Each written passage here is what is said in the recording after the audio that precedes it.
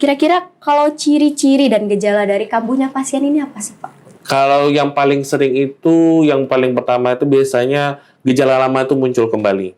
Apakah dia nanti nggak bisa tidur? Itu paling sering yang masuk ke rumah sakit jiwa ya. Itu biasanya nggak bisa tidur dia. Benar-benar nggak bisa. Nggak bisa tidur malam. Kemudian dia gelisah, mondar-mandir nggak tentu arah.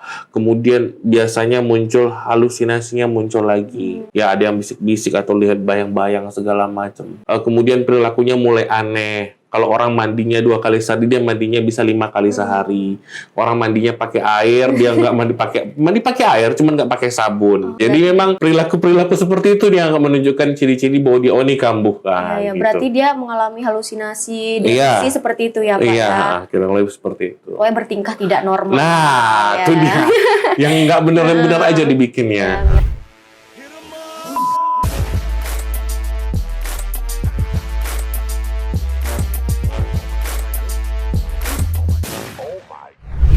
Assalamualaikum warahmatullahi wabarakatuh.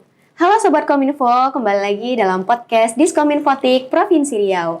Kali ini bersama saya Egy Diarisda Dinatalase dan kita akan membahas mengenai peran keluarga dalam kekambuhan pasien ODGJ. Nah, Sobat Kominfo, seperti yang kita tahu, peran keluarga sangatlah penting dalam mencegah kekambuhan pasien ODGJ. Untuk membahas hal ini lebih lanjut, mari kita tanyakan langsung kepada ahlinya bersama narasumber kita yang sudah hadir pada hari ini, yaitu Pak Alek, yaitu Nurse Aulia Akbar, MCAP SPCAPJ. Halo Pak. Halo, Assalamualaikum Egy. Apa kabar nih Pak? Alhamdulillah baik. Alhamdulillah baik. Nah, biar kita makin kenal dan makin akrab nih Pak, boleh dong ceritain sedikit tentang backgroundnya Pak Alek. Oh baik, terima kasih Egy. Jadi sebetulnya kami ini adalah seorang perawat ya Egy. Saya adalah perawat yang mengambil jurusan kekhususan ambil untuk S2-nya keperawatan jiwa. Jadi saya sudah ambil S1 nurse, kemudian ambil magister keperawatannya, kemudian ambil untuk kespesialisasinya khusus keperawatan jiwa. Jadi memang agak lumayan ya kurang lebih mirip dengan kedokteran, tapi ini khusus untuk keperawatan. Iya, kira-kira kurang lebih berapa tahunnya itu Pak untuk sekolah? Untuk magisternya saja sekitar 2 tahun, kemudian untuk spesialisasi jiwanya itu 1 tahun lebih full di rumah sakit dan masyarakat. Iya, apakah setelah itu langsung bekerja atau sebelumnya sudah bekerja? Saya alhamdulillah sebelumnya sudah bekerja di Rumah Sakit Jiwa Tampan. Kemudian saya mengajukan untuk tugas belajar di Universitas Indonesia. Alhamdulillah dikabulkan oleh Pemprov dan disokong oleh Pemprov Riau untuk saya ambil S2 keperawatan jiwa. Berarti fully fund by Provinsi Riau. Ya, luar biasa nih Provinsi Riau. Ya. Terima kasih Provinsi Riau. Ya, terima kasih Provinsi Riau. Nah, oke, langsung saja nih ya Pak, kita ke list pertanyaannya. Nah, pertanyaan pertama itu ada apa sih maksud dari kekambuhan pasien ODGJ dan kira-kira penyebabnya apa nih Pak? Oke, baik. Jadi sebelum kita membahas tentang kekambuhan, ada baiknya kita tahu dulu nih, kok bisa sih seorang itu mengalami gangguan jiwa? Jadi gangguan jiwa ini sebetulnya adalah kumpulan gejala, beberapa gejala, baik itu gejala mulai dari perasaannya, pikirannya, perilakunya, dan dia itu membuat penderitaan bagi orang itu sendiri. Jadi yang namanya kekambuhan itu adalah gejala yang muncul lagi gejala yang lama seperti gangguan perasaannya, misalnya cemas, takut segala macam, kemudian pikirannya yang aneh-aneh muncul lagi, termasuk nanti perilaku yang tidak sesuai yang aneh muncul lagi. Nah, itu yang muncul akibat mungkin ketidakmampuan keluarga dalam merawat pasien itu sendiri. Dan itu pastinya terjadi berulang-ulang. Iya, biasanya itu berulang-ulang. Makanya di rumah sakit jiwa itu seringkali kalau pasien sudah keluar dari rumah sakit jiwa, dia akan kambuh lagi. Akan beberapa kali kambuh. Ada yang lama, ada yang tahan lama, ada yang bahkan 2 bulan berikutnya atau seminggu berikutnya masuk lagi ke rumah sakit jiwa. Jadi kekambuhannya itu sangat sering terjadi. Sangat sering terjadi. Mungkin stres juga menjadi faktor dan kurangnya dukungan dari keluarga. Iya, itu dia. Makanya bisa dibilang bahwa faktor stres dan dukungan keluarga itu adalah 2 faktor yang sangat menentukan tingkat kekambuhan pasien itu sendiri. Kejadian kekambuhan yang maksudnya. Pak. Nah, kalau pasien ODGJ ini sendiri bisa sembuh total tidak ya Pak? Atau bagaimana kira-kira cara penyembuhannya? Jadi kategori sembuh total di pasien ODGJ ini kita perlu kita lihat secara bahwa dia mampu produktif kembali di masyarakat. Nah, dia kalau kita kan yang sehat sekarang ini kan Egi bekerja kan, kalau saya juga bekerja. Nah, kategori kesembuhan bagi pasien itu adalah dia mampu kembali melaksanakan fungsinya sebagai seorang manusia. Yang kalau dia itu seorang bekerja, maka bekerja dia, atau dulu dia ibu rumah tangga, kembali menjadi ibu rumah tangga, bisa melaksanakan tugas-tugasnya. Kalau dia masih mahasiswa, dia bisa kembali menjadi perannya menjadi mahasiswa. Jadi dikatakan sembuh itu kalau seorang itu kembali bisa melaksanakan fungsinya sebagai manusia yang seperti biasanya. Nah, itu bisa dikatakan bahwa sembuh total atau tidak, Dok?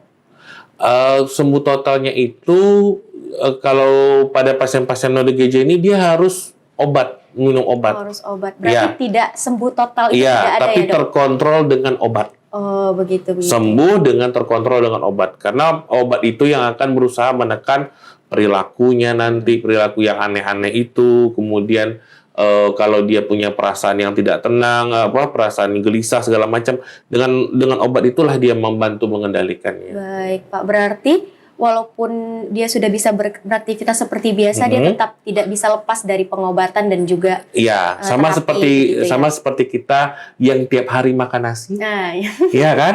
Benar. Bisa nggak kira-kira kita nggak makan nasi? Nggak bisa. Ya, Pak. Kira-kira seperti itulah kita pasien ODGJ itu. Baik, Pak.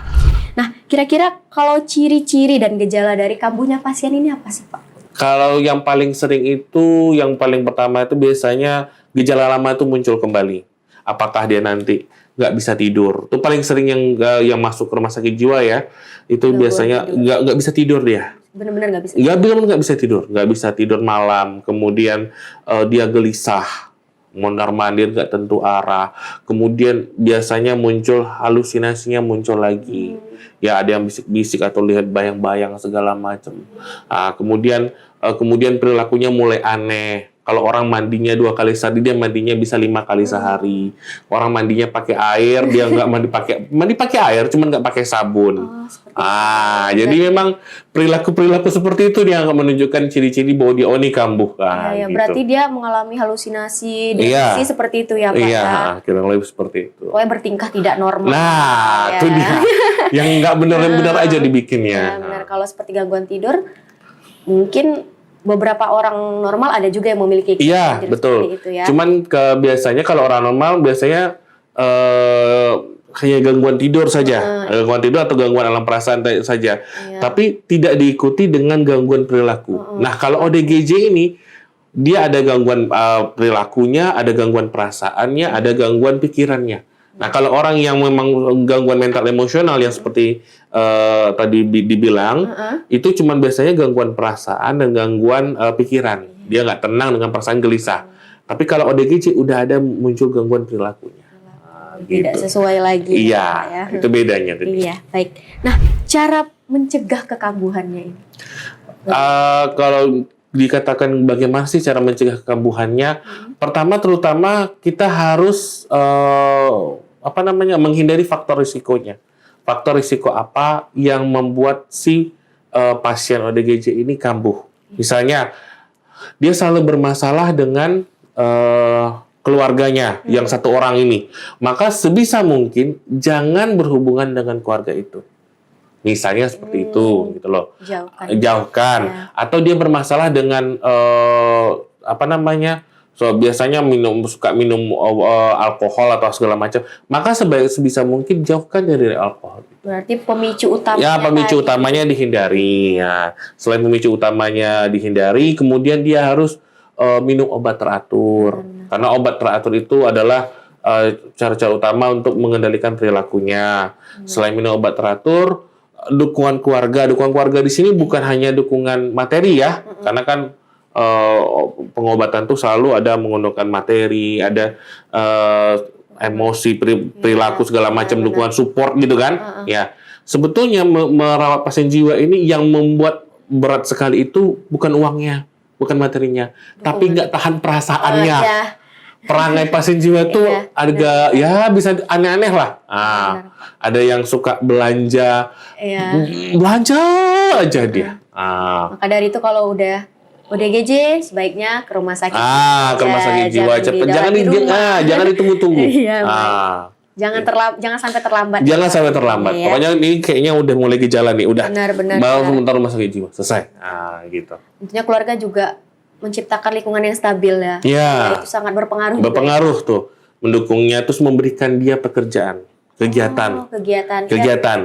Misalnya kan dia ibu rumah tangga nih, kegiatan di rumah apa yang bisa dikerjakannya? Oh, misalnya memasak, mencuci segala macam kegiatan ibu rumah tangga lah. Maka biarkan dia melakukan itu dan dibuat jadwal untuk dia. Oh ini, kamu harus melaksanakan 1, 2, 3, 4 ini satu hari ini. Jangan biarkan dia banyak bermenung. Atau misalnya dia seorang laki-laki nih, ya udah motivasi, yuk kamu kerja yuk, ikut abang yuk, ikut bapak yuk kerja di bengkel kah. Nggak usah yang berat-berat, pekerjaan nggak usah berikan dia pekerjaan yang banyak butuhkan pemikiran. Jadi banyak menghabiskan energi aja. Benar. Jangan sampai dia termenung. Jangan sampai dia termenung. Itu nanti jadi pemicu lagi. Betul sekali.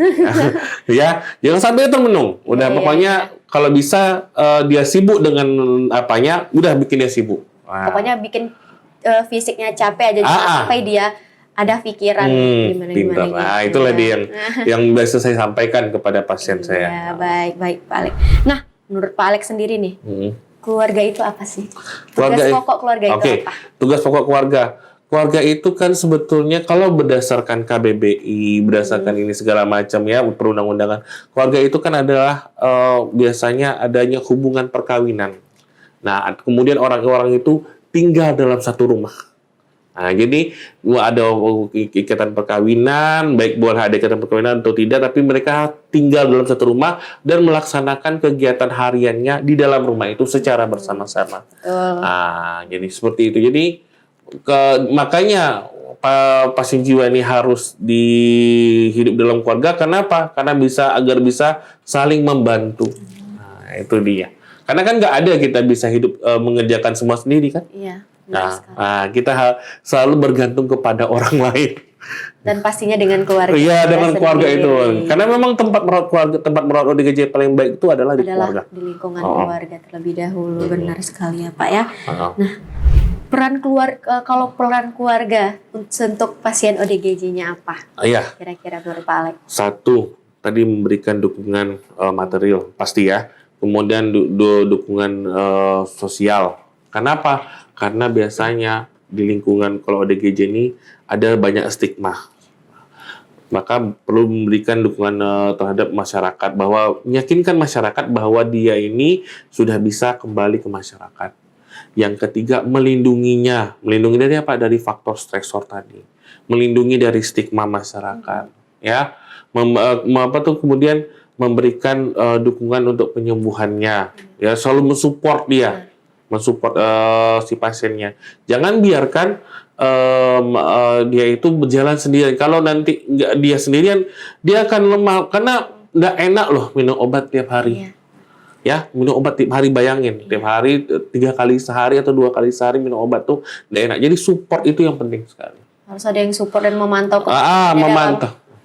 Memantau minum obatnya. Minum obat itu ya simpelnya seperti itu. Iya, TB aja ada pemantau minum obatnya. Ya kan? Benar sekali. TB itu ada pemantau minum obatnya. Masa ODGJ nggak ada pemantau minum obatnya gitu? Baik, benar sekali Pak. Nah, usaha yang dilakukan keluarga untuk menjaga kesembuhan pasien ini apa tuh Pak? Usahanya satu yang paling ini adalah tadi yang saya sampaikan, memantau obatnya. Memantau obatnya. Kemudian kalau nanti sudah waktunya kontrol ulang, maka bawa segera ke kontrol ulang untuk ke pelayanan kesehatan. Boleh ke puskesmas, boleh ke rumah sakit, boleh ke rumah sakit jiwa. Itu di mana yang paling dekat aja. Karena obat-obat jiwa ini tak dijual bebas pula, itu sayangnya. Obat jiwa ini hanya ada dan harganya sebenarnya murah. Harganya sebenarnya murah, cuman tak dijual bebas. hanya ada di pusat pelayanan RSJ. kesehatan, ya ada di RSJ, di puskesmas atau di rumah sakit umum yang ada pelayanan jiwanya. Murah sebenarnya. Cuman memang tidak dijual bebas.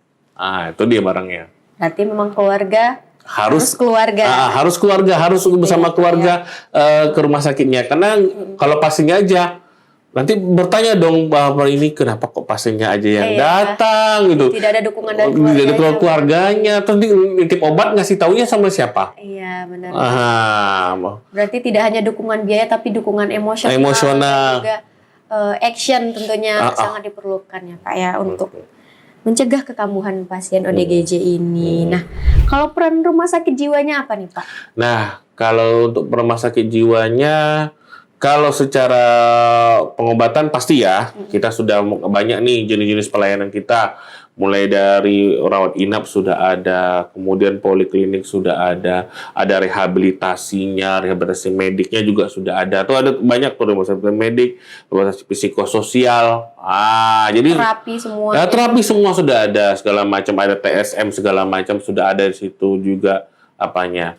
Nah, yang mau kami akan adakan lagi ECT nih. ECT kami sudah lama rusak. Kami mudah-mudahan tahun depan kami dapat mengaktifkan kembali ECT kami. ECT itu apa ya tuh Pak kira-kira? Yang sentrum listrik kepala itu. Itu termasuk ke dalam terapi. Iya, terapi. Itu hanya dokter spesialis psikiater yang boleh melaksanakannya. Iya. Kalau misalnya di lingkungan rumah sakit jiwa itu nggak Pak, misalnya sesi edukasi gitu. Iya. Selalu ada ya? Ada. Itu kami edukasi kepada pasien di poli yang itu direhab. Beda lagi. Yang direhab. Yang untuk pasien dan keluarga itu di poliklinik itu biasanya di bawah kami pelaksananya di PKRS. Nah, itu ada sesi penyuluhannya. Berarti itu sejenis penyuluhan berarti? Iya, penyuluhan, edukasi penyuluhan. Edukasinya secara massal, secara individual beda lagi, secara massal beda lagi. Begitu. Ada lagi nih terapi aktivitas kelompoknya. Jadi kalau dibilang rumah sakit jiwa itu perannya apa untuk pengobatan, ada banyak Bu sebenarnya. Bukan cuman hanya ngasih obat aja, enggak. Banyak yang dikerjakan di situ. Itu untuk di pengobatan rumah sakit jiwa. Kemudian untuk ini masyarakatnya, kami ada program psikiater turun ke puskesmas. Nah, jadi kami bawa psikiater kami ke puskesmas di kabupaten kota supaya masyarakat bisa datang dan diskusi cukup hanya di puskesmas saja. Jadi lebih gampang dan lebih dekat. Berarti tidak hanya harus ke RSJ tapi juga menyediakan ke tempat-tempat seperti puskesmas. Jadi ada programnya, alhamdulillah tahun ini kami dapat 4 kabupaten kota, Dumai, Kampar, Pelalawan, dan satu lagi Rokan Hulu. Itu kami bawa psikiaternya ke sana supaya apa? Supaya nanti pasien-pasien kita yang di sana, masyarakat kita di sana tuh yang nggak mampu ke Pekanbaru bisa ketemu ke puskesmas, ketemu dengan psikiaternya. Berarti tim puskesmas untuk menggaungkan kepada masyarakat yang mau berobat dan mau konsul boleh puskesmas. Ada pula penyuluhannya lagi. Jadi kalau dibilang untuk peran sertanya banyak, untuk masyarakatnya ada, untuk pengobatannya ada gitu. Luar biasa berarti ya Pak ya, peran rumah sakit jiwa dalam perawatan pasien ODGJ. Nah, bagaimana mendapatkan informasi nih Pak terkait peran keluarga di rumah sakit jiwa? Biasanya kalau kami kalau datang berobat pasien ya Bu ya, kalau datang berobat pasien itu tungguin pagi. Datang pagi. Kalau pagi itu biasanya nanti ada antara jam 9 sampai jam 10 itu akan ada penyuluhan. Berarti dia sudah ada jadwalnya. Iya, sudah ada jadwalnya. Tetap ya Pak ya. Iya, kalau tidak dari dokter mudanya, kalau tidak dari PKRS-nya, ada nanti dari perawatnya. Jadi setiap hari itu selalu ada tuh yang memberikan penyuluhan tuh. Setiap hari ya Pak ya? Ya. Enggak, paling tidak seminggu sekali, paling minim seminggu sekali, bisa dalam seminggu itu 2 sampai 3 kali. Tapi pastinya selalu ada. Selalu ada. Itu banyak tuh. Selain harus ketemu nanti ketemu apa kan? Ketemu dengan perawatnya. Nanti diberikan edukasi. Atau kalau pengen yang khusus, itu kita punya namanya polikonsultasi keperawatan. Berarti itu nanti keluarga terhubung langsung dengan spesialis atau Iya, bagaimana? dengan saya nanti jawabannya. Oh, iya. Nah, jadi saya punya poliklinik sendiri, poliklinik konsultasi keperawatan. Jadi nanti kalau pengen betul gimana sih cara ngerawat di rumah nih atau mau curhat stres menghadapi pasien ini kok kayak begini banget ya gini ya. Silakan nanti ke polikonsultasi keperawatan. Konsultasikan kepada Pak Alex. Iya, saya akan coba terangkan dan bantukan nanti gimana sih caranya, step-stepnya seperti apa, cara merawat pasien di rumah. Pasien ODGJ di rumah. Oke, siap Pak Alex. Nah, tidak terasa kita sudah masuk nih ke pertanyaan terakhir. Iya. Jika pasien kambuh, apa yang sebaiknya dilakukan oleh keluarga nih? Oke. Kalau pasien kambuh, pertama kita misalnya kambuhnya sudah sampai mengancam lingkungan nih, ya. Sudah tidak aman lagi. Sudah tidak aman lagi. Iya. Nggak usah banyak cerita, Bu. Nggak usah banyak segala macam, Bu. Bawa langsung ke IGD, rumah sakit jiwa. Kan sekarang udah ada kartu KIS nih. Iya. Kartu KIS. Bu, cuman kartu KIS dengan KTP aja, Bu. Ini habis melempar rumah orang, mengganggu lingkungan, hampir memukul orang tuanya. Udah, bawa langsung situ. Nah, nanti di situ akan dijelaskan, oh iya ini dikasih rawat nih, masuk. Biasanya kalau dikasih rawat tuh paling kuat tuh adalah kalau dia sudah mengamuk, nggak pakai tidur, obat nggak mau, sama mengancam keluarga atau orang lain. Jangan ditunda-tunda. Nah, jangan tunda-tunda. 4 ini biasanya udah nggak pakai tidur, kemudian mengamuk, mengancam keluarga, sama halusinasinya kuat sekali. Udah, nggak usah tunda-tunda. Dia nggak mau minum obat lagi gitu kan. Nah, udah nggak usah tunda, langsung aja ke IGD. Selesai tuh.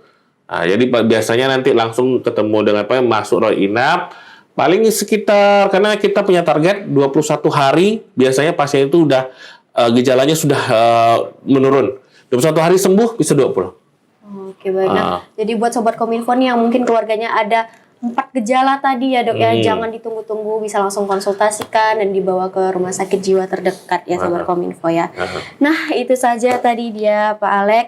Terima kasih sudah memberikan jawaban yang sangat jelas dan tentunya informatif untuk Egi tentunya dan juga Sobat Kominfo semua. Nah, sebagai penutup nih Sobat Kominfo, seperti pembahasan kita tadi, ternyata peran keluarga itu luar biasa penting ya Pak ya. Untuk menjaga kesembuhan pasien ODGJ ini. Melalui dukungan, pengawasan, pengobatan, dan juga menciptakan lingkungan yang stabil, tentunya itu akan berpengaruh dalam kesembuhan si pasien ODGJ ini tadi. Nah, untuk dari Pak Aleknya sendiri, ada nggak nih kira-kira kata-kata motivasi mungkin untuk sahabat Diskominfo? ODGJ itu sebetulnya tidak pengen sakit. Ya, kita nggak ada satu orang pun yang ingin mengalami gangguan jiwa, nggak ada. Ya, nggak ada. Jadi ketika ada keluarga kita yang mengalami sakit, disitulah peran tugas dan fungsi keluarga. Jadi mari kita bantu dia untuk sehat, kemudian kita jaga dia. Semoga nanti ketika dia sehat dan bisa berfungsi kembali, dia bisa kembali berkumpul dengan kita dengan penuh kebahagiaan. Luar biasa, terima kasih banyak Pak Alex sudah hadir di podcast Diskominfotik Provinsi Riau. Semoga ilmunya bermanfaat dan dapat diterapkan oleh Sobat Diskominfotik semuanya. Sekian podcast kita kali ini. Buat Sobat Diskominfo, jangan lupa saksikan terus podcast Diskominfotik Provinsi Riau. Dan jangan lupa like, komen, dan subscribe ke channel kita ya. Saya Egi Diarisda dan seluruh tim yang bertugas mohon pamit undur diri. Wassalamualaikum warahmatullahi wabarakatuh. Waalaikumsalam.